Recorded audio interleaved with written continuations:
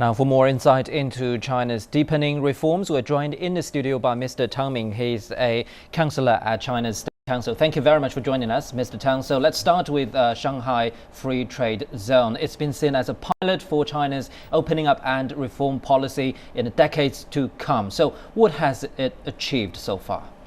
And this Shanghai Free Trade Zone, only about a half year, right? So far, a lot of progress already made in that zone.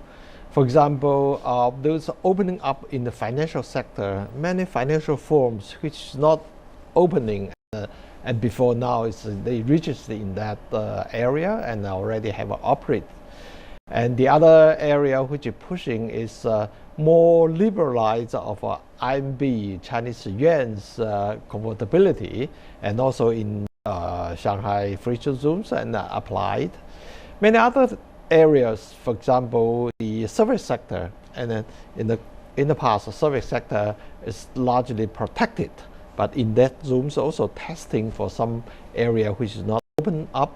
Now I can apply there. Some other things like administrative control system, and in China usually we call the positive list, say that if you want to apply something, government have approval, but in these are free zones, and they use a negative, apply the negative list program, and whatever is not in the negative list, and you can operate there. Though so far this very long negative list, but they promise that every year to reduce, make it shorter and shorter. Again, this is only half a year, and I hope much more will come.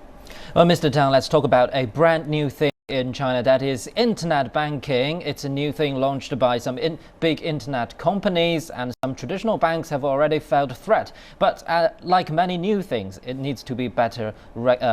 It needs better regulation and a better environment for it to improve further. So, how do you think internet bank will go in China? Yeah, I think it's a very exciting place area. And now in the market, a lot of debating, and some people say good, some people say bad. I think overall it's quite positive. In China, financial sector largely dominated by state-owned banks, particularly these 4 or 5 or big giant banks. They almost dominate all the financial sector. Competition is not that high. So this internet bank coming in, for example, the interest liberalization, and that they give a big pressure to them. The other area which is banking system did not perform well is financial to small and medium-sized enterprise, or we call the micro enterprises. And the big bank, they don't want to finance those small business, but it's very important to China. And this internet banking system is very very powerful to deliver the credit to the small business.